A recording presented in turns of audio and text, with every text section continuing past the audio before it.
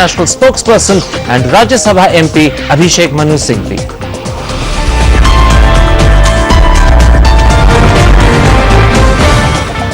Gentlemen, let's start with the recent spurt of terrorist attacks both in Srinagar and in Maharashtra. Abhishek Singhvi, the BJP claims that the government has deliberately dropped its guard, and proof of this the state's defences in the fight against terror. I think the BJP itself knows that this is more playing to the galleries and doing precious little to address the problem of terrorism. Look, we are as concerned, no less concerned than anybody else about terrorism. But tell me, if I made you the Prime Minister, tell me one single thing you do differently than what has been done by the government today. As far as POTA is concerned, do you think it's a magical wand? They had POTA, and with POTA they had Parliament attack. They had POTA and they had the JK Assembly attack. They had Akshardham, Raghunath Mandir. So surely let's not give these oversimplistic solutions. Let's stand united, do some constructive intelligence, policing, infiltration. I understand all that. But don't say, have something with a four-letter word, POTA, and you'll solve the whole problem of terrorism. Arun Jaitley, take up that challenge. If you fail to protect Parliament with POTA in force, why would its absence today make the government weak? I think the Congress has still not understood what the war on terror is all about. A legislation doesn't fight terrorism. It's the will of the government, security, intelligence. And I'm afraid the kind of signals we've sent. I recently read an article by a former director of IB, which made me reasonably unhappy about the kind of situation going on in the country. POTA doesn't fight terrorism. POTA punishes terrorists. And therefore, take the two examples that Abhishek Singhvi gave. Parliament attack, expeditious disposal of cases, guilty persons convicted. Akshardham, guilty persons convicted.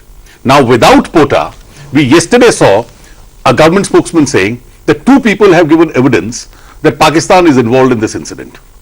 Now, those statements may be useful in G8, but those statements are of no use in an Indian court. They can't be an evidence. That's where you need POTA. Broaden the point he's making. POTA isn't just an element of law, it's also a symbol of the manner in which you approach the subject. And the real charge the BJP makes is that out of a case of mistaken political correctness, or because you don't wish to offend a particular community, the actual intelligence network has been cramped and constrained for the wrong reasons by your government. Unfortunately, that's not true factually. First of all, he accepts the point rightly that legislation does not prevent terror. That's very important to note. Now about punishing terror. Mr. Jaitley knows as well as everybody else that under the same POTA, you also had acquittals. You also had acquittals.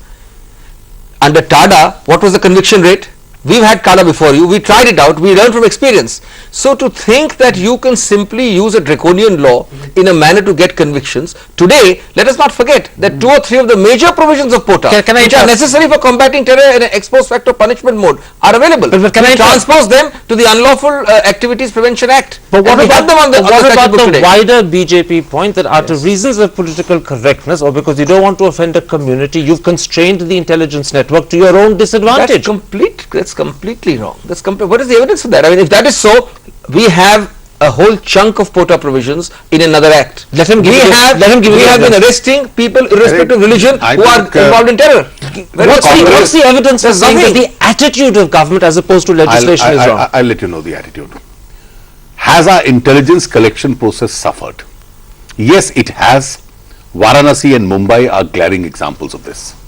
Has the security network hang on, you really asserted the point. How do you know Varanasi is a glaring example? How do you know Varanasi is a glaring example because these are places which should have been protected places if you had certain kind of elements or indication that these are going to be symbols of attack. Parliament you couldn't protect. Well, Parliament was very well protected. That's why no damage could be caused to Parliament. That's why the terrorists were killed on spot. Parliament was entry was possible, but Parliament was not a security failure. It was a security success. And mind you, it's within 24 hours that the Parliament case could be resolved. That itself is a fact, and today we are in the 7th day and we are still groping in the dark what this attack is all about. Can I put this to you? We're talking no longer about POTA, we're talking about the attitude of the government. You're complaining that in fact the government's attitude is wrong. Surely on the issue of attitude, Jaswant Singh escorting Masood Azhar to Kandahar was the worst possible mistake, and that happened in your time. On attitude, I think every country at difficult times has to take important decisions of this kind. Now we know these are very difficult decisions. The government had the courage to take a decision, however unpopular it was, to save the lives of 150 persons. But the fact is, the attitude question is, today, with the kind of signals you sent in Kashmir in the first instance, for example, has terrorist activity which appeared to be receding, again there is a spurt of activity. Let's not go by only terrorist activities, because there have been more incidents than I can think of and list during their regime. So let's not, the terrorist has to be right once, we have to be right 100 times. It's not always possible to prevent such things. And the point you made is not about even releasing the people for Kandahar. I can understand the compulsion. The point is a foreign minister escorting the terrorists all the way to Kandahar. Except that let's not go backwards in time and talk about what they did. Let's keep the focus on what your government's doing. When we talk about attitude, why have you not cleared the Gujarat ordinance against organized crime, which is not dissimilar to Makoka? Surely that would have been an example of your determination to pursue this sort of thing seriously. Why hold it up for political reasons? No, it's not political reasons. Then what's the reason? First of all, there is no final decision on it yet. It could be still cleared with amendments and changes. But it's been held up for almost a the year. more important point, the central government believes. No, but hang on, you held it up for almost a year. Are you? Well, Is let that me an explain. example? Let me give you a reason why it's. it's. Yes, let me explain why it's not political. We believe, we may be wrong, but we certainly believe that, and we've said so again and again, that the track record of this Gujarat government has been to use draconian laws to do minority bashing. That's as simple as that. And while we believe strongly in policing, strongly infiltration, intelligence, we don't believe in using shibboleths and slogans about minority bashing. And that's unfortunately been the track record of the Gujarat government. That's a confession. That's a confession. The Congress government in Karnataka brought the identical law. The Tamil Nadu government brought an identical law. The Andhra Pradesh government brought the same law. Maharashtra, the Congress brought an identical law. But we will not have law against organized crime, because organized crime, we want to send a signal to a particular religious denomination, is a law against you. Fortunately, that's a kind of minority. Maharashtra, Karnataka are not like Gujarat's track record. Well, unfortunately, Gujarat is a sui generis, unprecedented track record. Let me put it like this, and then I want to move to another example of drift. Arun Jaitley, any government is vulnerable to the charge of drift after a terrorist attack. It was true of Britain last year, it was true of Spain in 2004, America in 2001. The difference is that in other democracies, the opposition supports the government at critical moments. Here, you've actually sought to embarrass the government. We will support the government on any firm steps it takes against terrorism.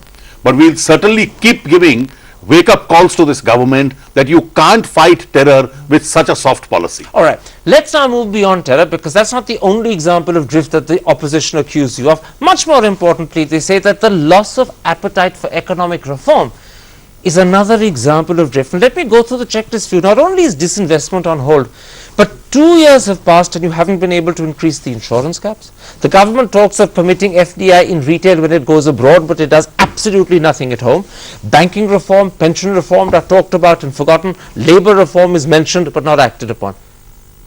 What is the problem? Let's be very clear. Firstly, our definition of economic reform is different from theirs. Our definition of disinvestment is different from theirs. So there has to be a qualitative difference in approach. But you are even pursuing disinvestment as per your own definition. Let me explain. There have been major economic reforms and movements. We may, for every BHEL we have not done, we've done telecom sector caps. There's a lot of opposition there. We did it when we thought it right. Now even insurance has failed, 2 years have passed. Insurance is in the pipeline. It is not failed. It is not rejected. It's 2 years late. No, it was promised in 2004 July. There are several. The Insurance Regulatory Authority has made recommendations requiring a lot of changes. That's also taken time. In disinvestment, let me remind you, we've had strategic sales of NTPC. We've had for ONGC, IPCL. We haven't done as much as we'd like to, because ultimately... You admit that? You admit that? But certainly we'd like to do more, yes. Okay. But we'd like to do it along with a consensus of our allies. We don't want to do it with the democratic spirit. Let me carry our people together with us. Let me bring in Arun Jaitley. Arun Jaitley, yes. Looking just briefly at disinvestment itself, you too didn't have a completely easy time sailing on that particular sea. HPCL and BPCL failed, NALCO failed. Surely disinvestment is a problem for any coalition government. There is a difference. First of all, our definition of economic reforms is very close to what the definition of economic reforms from 1991 was. It's post 2004 that there is a policy paralysis. It is not economic reforms. Secondly, the NDA government... Can I interrupt? You're saying they talk more, deliver little. No, I am sorry. They talk in the reverse direction. they are unable to deliver, and I believe that any growth process in India today is entirely entrepreneur driven, not policy driven. Except for the decision to modernize 2 major airports, there is not a single significant economic decision they've taken. From 1991 to 2004, we had reasonableness in tax rates. It's a high tax government. You are going back to the old system. And I'm afraid if this process continues, it will start reflecting in future Karan, growth. I want to pick up on something you said, which connects very much with what Arun Jaitley just said also. You said that, in fact, you can only proceed as per your allies and their commitment to reform. The problem is that, in fact, your allies are not committed to reform at all. Hang on, let me take you through it. The left don't believe in disinvestment of any shape and form. Nor does the DMK, nor does the PMK, nor does the RJD. Right? The CPI is opposed to FDI in retail. The CPM will not permit greater FDI insurance. And the Congress party itself doesn't like the petrol price hike. The problem is your allies and your own party simply don't like economic reform, full stop. 3 quick points. It doesn't matter whether what you think, the Congress thinks, the RJD thinks, the DMK thinks. The whole country What thinks matters is the CMP. That's why we have a CMP. A. B. The CMP And you specifically can't agree recognizes, on the I'm CMP. answering your point about disinvestment. The CMP specifically recognizes disinvestment, but with a different face. The real problem with his government and ours is this, and that's the real point to be addressed. His government has believed only in one-sided equity, growth equity. How fast the size of the cake can be made to grow, and that they haven't made to grow too fast either. We believe equally in distributive equity. Let me put how that, the cake is to be distributed. Let me put that growth with a human face is the agenda, and CMP recognizes disinvestment, including disinvestment of non-navratnas in a certain manner. Let me give you a moment to put that to him, because you have an excellent point. If you just reduce the rhetoric a bit, he says that, in fact, they've gone through reforms of a type that benefit the poor rather than the rich. He hasn't named them, but he's talking about the National Rural Employment Act, increased spending on health, increased spending on education, and even the Right to Information Act. Those are reforms that matter to real Indians as opposed to the ones you indulge. Let me first of all say this. What Dr. Singhvi says is in fact empty words which mean nothing. Today, you have growth for equity. You've had these yojanas and schemes always. You amalgamate them and call them Bharat Nirman. These are change of nomenclature. You had food for work programs. You change them and then say this will be the National Rural Employment Guarantee Scheme. But it's more extensive. It covers more people. Well, when it is implemented, the proof of the pudding will be the eating. I am reserving my final comment for it. All that I am saying is that today you have a situation where you inherited a 8% growth rate. You inherited an India with great entrepreneurship. You inherited India on a fast track, and eventually you are cowed down by a situation where the Prime Minister does not have the authority to take economic decisions. We all know it, that the Prime Minister's office, from the leaks that we get, the Finance Minister are all sulking. They are not allowed to decide anything. In which case, gentlemen, let's take a break at that point. Let's come back and actually tackle the real issue that lies below the charge of drift in government. Is the Prime Minister's authority lacking? Is there a problem with his style and possibly with his character of leadership? That's the subject in a moment's time. See you after the break.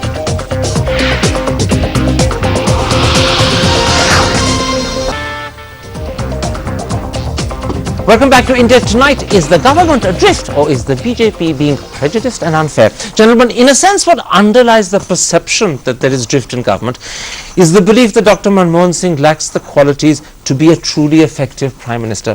Mr. Singhvi, even a friendly paper like The Hindu, and I'm quoting Harish Khare, who is perhaps the most friendly journalist you could have, has written, Dr. Singh needs to seize control of his own government. The Prime Minister must reinvent himself.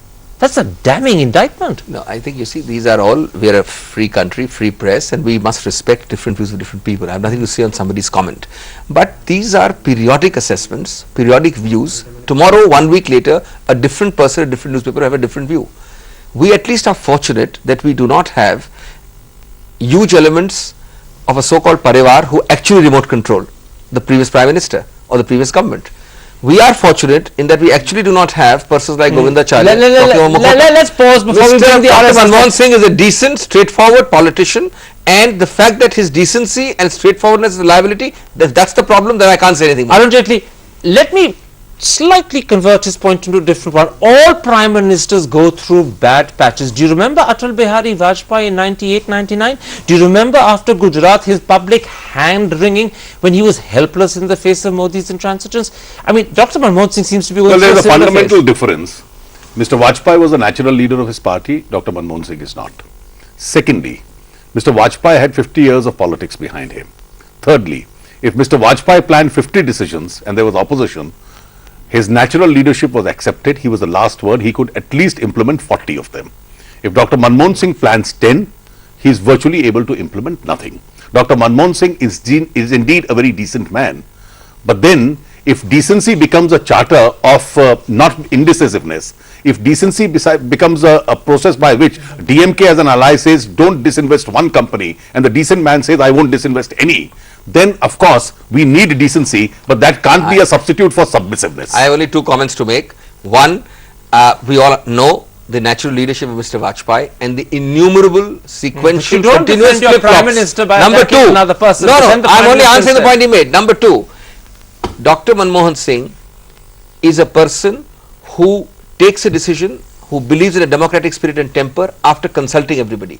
That is the assertion of a democratic spirit. So this is It very not interesting. in any By manner, implication, it is not in any manner being held hostage but or then ransom by for anything. implication, you are suggesting that the earlier decision to disinvest was taken without consensus and without consulting No, no, no, everybody, no, no. because I'm not when the saying anything of the consultation sort. happened, he backed off. No question backing out. It's on hold. We are consulting again, and you will see Let me- that we will come out with a comprehensive policy which will remove all these irritants. Let me put it like this, Arun Jaitley, even in your time, I'm talking about the Vijay Dashmi speech of 2001, the Sangsar Chalak and the RSS publicly declared on a platform that anyone opposed to disinvestment, and in fact not just disinvestment, to all Western forms of development, had to be removed from positions of influence. I'll read to you what he said.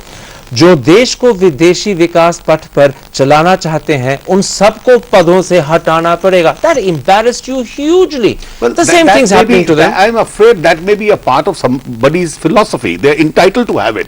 But at the end of the day, nobody said what the economists said about Dr. Manmohan Singh. He is in office but not in power. Nobody said what the Business Standard Mr. Nainan said about Dr. Manmohan Singh. It's about time he asked himself the question, why am I here?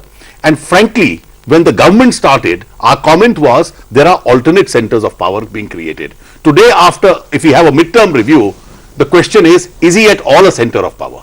Let me put it like this, the problem truly is this, that Dr. Manmohan Singh may be the administrative head of his government, but he is clearly not the political head, and as a result, not only is he dwarfed by the much larger presence of Sonia Gandhi, but in a very real sense, he is perceived as her puppet and nothing more. That's completely wrong. There is actually a lot of problem in the BJP's whole perception for the simple reason they can't digest the fact that here you have a very efficient division of labor.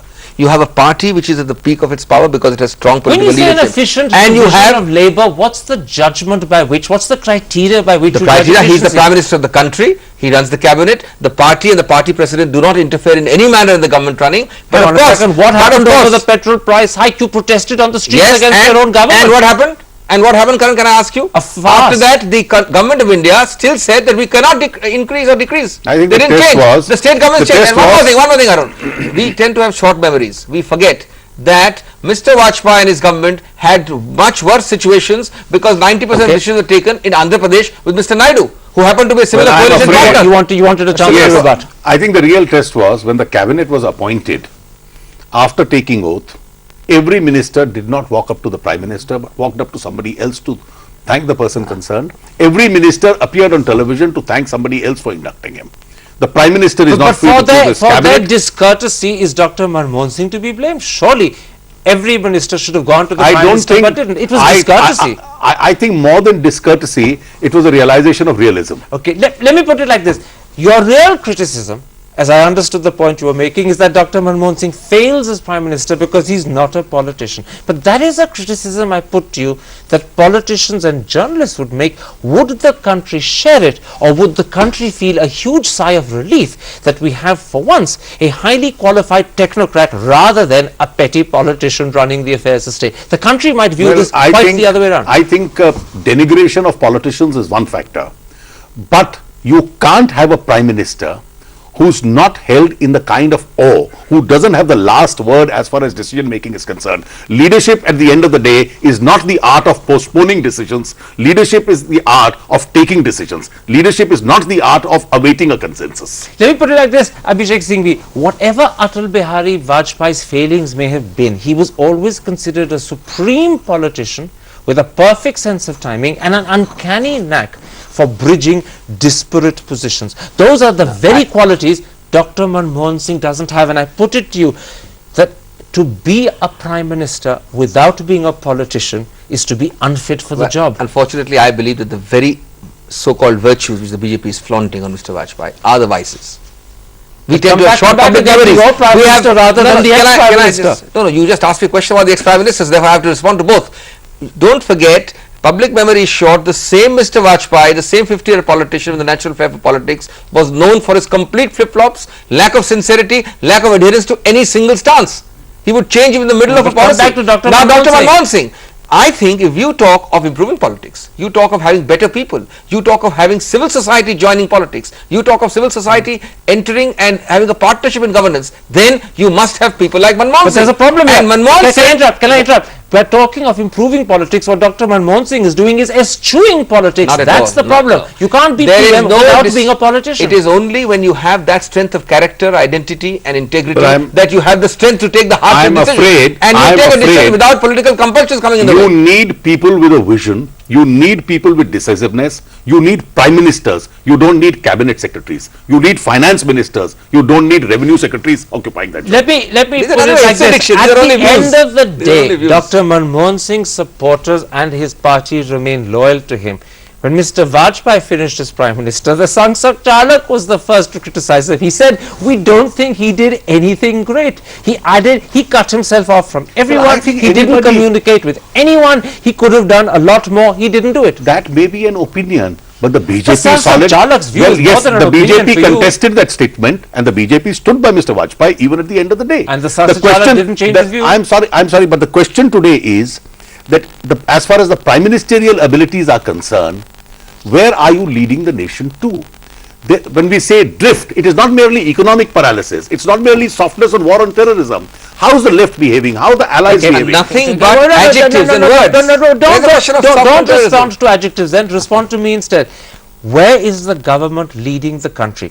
Let me quote to you the comment made by your allies, the left, on 2 years of the UPA government. After the passage of 2 years of the UPA government, the people are yet to realize that their material condition has changed for the better. If after 2 years your own allies believe that you haven't done anything and nothing has improved, that's terrible. That's a sphere in which there is always scope for improvement.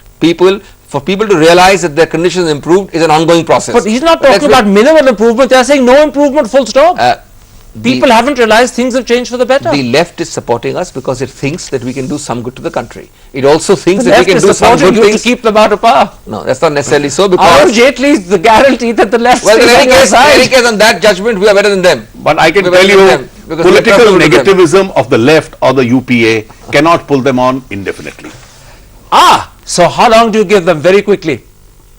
Well, according to me, it's not relevant how long they go on. What's relevant for the country, in what direction are they taking You the country? chickened out. You Let them- chickened out. let I'm them have afraid their at that full point, thinking and when dreams. both my Sweet guests are dreams. no longer quarreling but smiling, we've come to the end of this very amicable assessment and debate. And if you have been, thanks for watching. Goodbye. Good night.